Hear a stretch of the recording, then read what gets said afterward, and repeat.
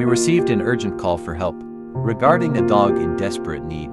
The poor dog can barely walk because of a huge tumor on her back.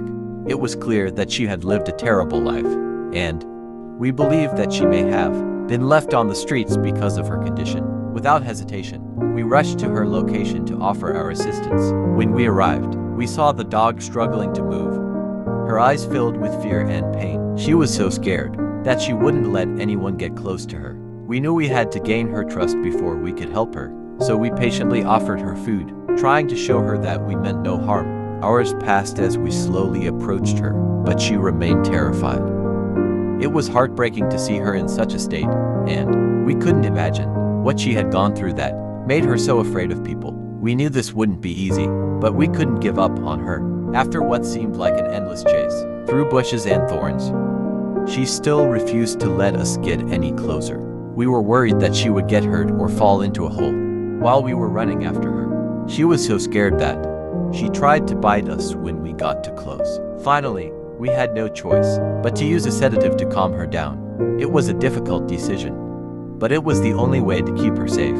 After a long and tiring effort, we were able to catch her and bring her safely to the vet. At the vet, we were quite surprised when we finally got a good look at the lump on Bonica's back.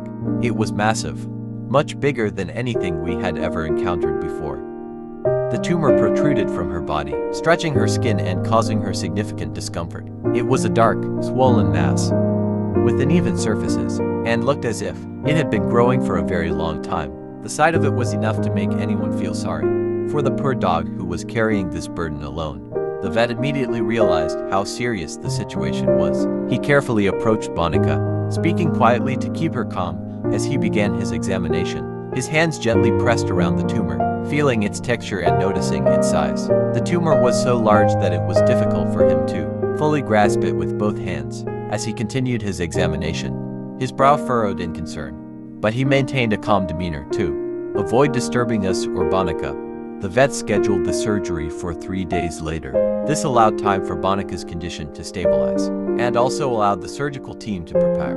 Bonica was gently anesthetized, and then carefully transferred to the operating table. She was anesthetized and quickly fell into a deep, peaceful sleep, unaware of the life-changing surgery she was about to undergo.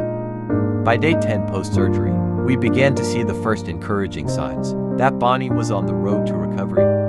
We noticed that Bonica began to relax, and her body language softened as she became more comfortable in her new environment. She began to eat more eagerly, finishing her meals with more enthusiasm each time. It was clear that the pain was beginning to subside, and with it, her natural instincts were beginning to emerge again. Slowly, she began to accept cute pets and soft words of encouragement. Her tail, which had been tucked between her legs for a long time, began to twitch slightly. When someone she recognized entered the room, we received the biopsy results and the tumor was not cancerous. Bonica's recovery was going well, and the vet assured us that the scar would fade soon. Now she deserves a life full of love and happiness, surrounded by people who care about her.